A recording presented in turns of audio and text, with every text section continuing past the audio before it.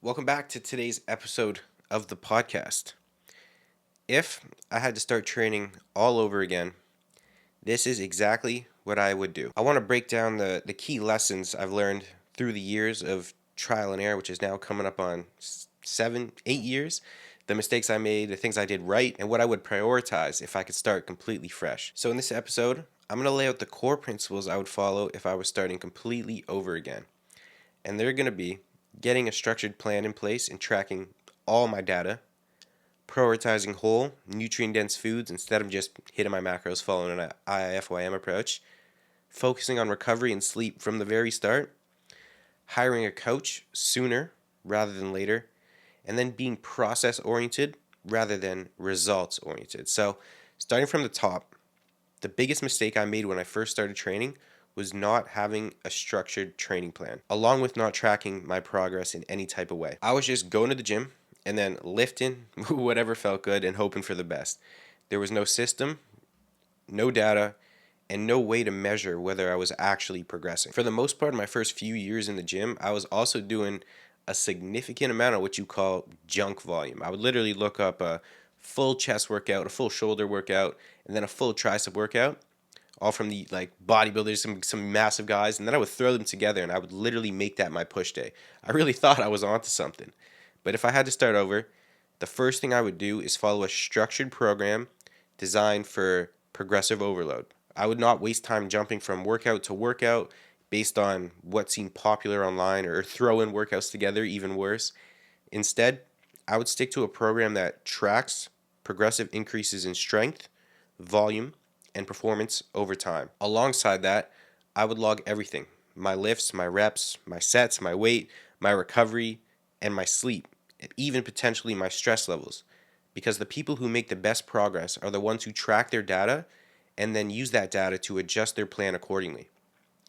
And when I started, I wanted to make as much progress as I could as fast as I could. When you track your training and all your data, you quite literally eliminate all the guesswork. You can see clearly what's working and what's not, and you can avoid getting potentially stuck at the same spot for months because you're blindly repeating the same mistakes or not making an unnecessary adjustment that could have had you making progress and steps forward in your journey. So instead of just making great progress for 3 months and then stagnating for another 3 months and then again making progress, I would consistently be making progress throughout that whole time, which would compound. However, all this tracking is great, but it means nothing if you don't know what to do with the data, how to interpret it. So if I could go back now, I would spend my first 3 to 4 months at maintenance calories because I was extremely overweight, and this time would allow me to work on my calories because I'd come off the back of a vicious yo-yo diet cycle, which left my body no room to actually diet down and get lean, nor was I in the optimal position to do that. That time spent at maintenance would also give me time to learn how to train,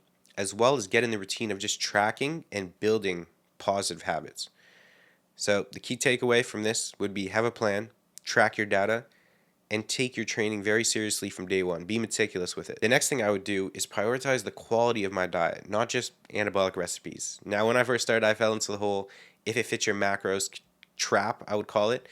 I was obsessed with fitting things in like protein ice cream, low calorie wraps, sugar free this, sugar free that, anabolic recipes, just because they hit my macros. Now, the problem with that was I wasn't focusing on food quality at all, micronutrient density or diversity, or my digestion.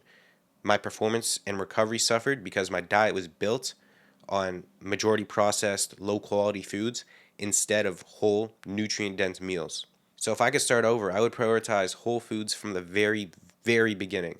Things like high quality proteins, we're talking like grass fed beef, pasture eggs, wild caught fish, carb sources like potatoes, rice, oats, plenty of fruit, and then of course healthy fats, which I completely neglected, like olive oil, avocados, nuts, seeds, and more importantly, plenty of vegetables for micronutrients and gut health. Because when you fuel your body properly, your performance, muscle growth, recovery, energy, overall health all skyrocket. And the results of me following an if it fits your macros approach, neglecting my nutrient status and gut health, led to me crashing my testosterone during my first diet ever, then compromising my immune system and getting extremely sick in that state, which led to a whole host of other issues I had to spend lots of time repairing.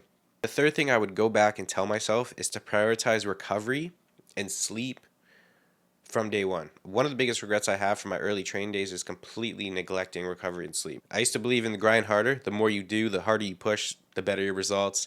Train for hours, push my body to the limit, and then sacrificing sleep because I thought more work would mean better results. And I could not have been more wrong. If I had to start over, I would take my recovery as seriously, if not more seriously, as my training and nutrition. And that simply means getting at least 8 to 9 hours of quality sleep at that age, which is possible now around 7 to 9, managing stress to the best of my ability, implementing deload weeks, which back then had no clue pulling back was from your training was even an option and something you should do. And then not overdoing cardio, especially when in a calorie deficit. My first diet ever, I was doing 60 minutes on the Stairmaster every day, along with an hour walk, incline walk on the treadmill at night when I would come home. And that combination of overtraining, way too much cardio, while in a calorie deficit, while following if it fits your macros approach, was just an obscene amount of stress on my body, which resulted in putting me in quite a deep hole. The concept of fatigue management was not in the arsenal back then. Not to mention sleep, which is the most powerful natural performance enhancer, was in the gutter as well because I'd have a pre-workout with 200 to 300 milligrams of caffeine after school at like 4 p.m. So even though I thought I was sleeping, yeah, I'm able to fall asleep. My sleep quality was, which I wasn't tracking at the time, was guaranteed to be quite poor. So train hard, but recover harder. Sleep and recovery are complete non-negotiables if you want to see good results. Now, one thing I would do immediately from the jump that would have made the single biggest difference in my progression and transformation is get a coach. For years, I didn't hire a coach, partly because I didn't even know they existed, to be honest. I was trying to figure everything out on my own through YouTube videos and forums, often listening to the wrong people because it's hard out there. I just thought if somebody looks good, they know what they're talking about, which couldn't be farther from the truth. And the truth is, having the right coach accelerates the process dramatically.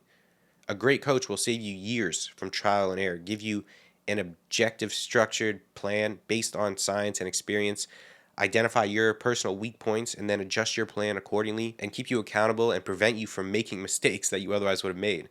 Also, completely shortcutting the learning curve. Like, looking back, had I hired a coach from the start, that would have honestly been a cheat code. When I finally started working with my first coach, my progression took off, my knowledge improved, and I wasn't wasting any time on things that didn't matter. And if you're someone who can't afford the investment for a coach right now, invest time in learning from reputable sources and follow evidence-based training and nutrition methodologies. But if you have the opportunity and the finances, hire a good coach as soon as possible because a good one redo because a good one will completely fast track your progress. When I first started training, I was obsessed with the end goal.